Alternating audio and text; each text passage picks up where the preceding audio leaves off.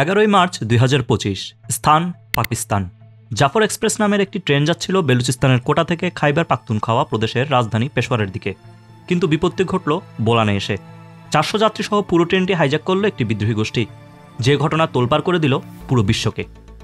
Train হাইজ্যাকের মতো দুঃসাহসিক কাজ করা গোষ্ঠীটির নাম বেলুচ লিবারেশন আর্মি, সংক্ষেপে BLA। শুধু আজকের ঘটনাটি নয়, 2024 আগস্টে বাস আটকে পাঞ্জাবি হত্যা এবং অক্টোবরে 2 জন চাইনিজ কর্মী হত্যার মতো একাধিক অপরাধের মাধ্যমে আন্তর্জাতিক গণমাধ্যমের নজরে এসেছে দলটি। কিন্তু তাদের উদ্দেশ্য কি? বেলুচিস্তানের স্বাধীনতা নাকি আরো বড় কিছু?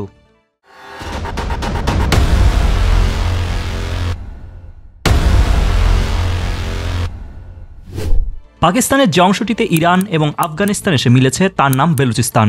আয়তনে পাকিস্তানের সবচেয়ে বড় প্রদেশ এটি, কিন্তু আকারে বড় হলেও বেলুচিস্তানের জনসংখ্যা অত বেশি নয়, মাত্র 1.5 কোটির কাছাকাছি। বেলুচিস্তানের ভূমি পর্বতময়, যোগাযোগ ব্যবস্থাও ভালো না, ফলে অধিকাংশ এলাকায় অনুন্নত, এবং এই অনুন্নতি নিয়ে বেলুচিস্তানের অধিবাসী বেলুচরা যথেষ্ট হতাশ। আপনি যদি পাকিস্তানের সামগ্রিক বাজেট দেখেন, সেখানে বেলুচিস্তানের শেয়ার সবচেয়ে কম।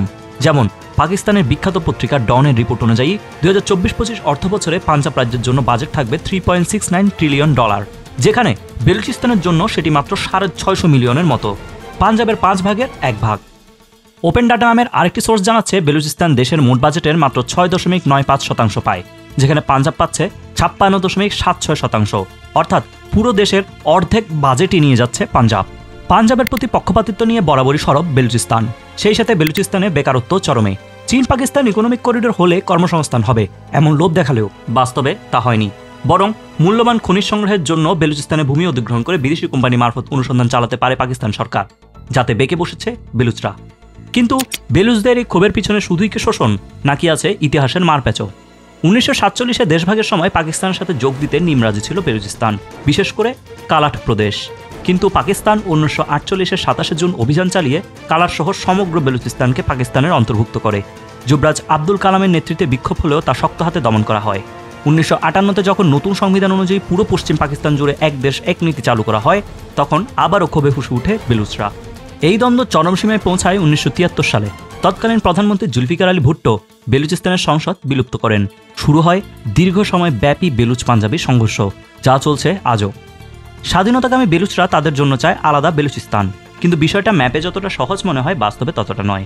কারণ বৃহত্তর বেলুচিস্তানে ইরানের সিস্তান বেলুচিস্তান রাজ্য অন্তর্ভুক্ত হবে, ফলে ইরান এহেন প্রস্তাবে রাজি হবে না। এমনকি এই জটিলতা নিয়ে পাকিস্তান ও ইরানের মাঝে পাল্টাপাল্টি মিসাইল হামলাও হয়েছে। একইভাবে আফগানিস্তানের নিমরোজ সহ দক্ষিণের কয়েকটি প্রদেশ দাবিকৃত বেলুচিস্তানের অংশ হবে। সুতরাং যেখানে 3টি দেশের স্বার্থ জড়িত, সেখানে এত সহজে বেলুচিস্তান গঠিত হবে না। তবুও পাকিস্তানে বসবাসরত বেলুচরা চাচ্ছে অন্তত পাকিস্তানের বেলুচিস্তান রাজ্যকে স্বাধীন করতে, এবং সেই উদ্দেশ্যেই হচ্ছে একের পর এক সন্ত্রাসী হামলা। বেলুচিস্তান কি স্বাধীন হবে? উত্তর সময়ই বলে দিবে, কিন্তু তার আগে রাজনৈতিক পালাবদল দেখতে পারে দক্ষিণ এশিয়ার আরেকটি দেশ। আসছি আমাদের পরবর্তী ভিডিওতে।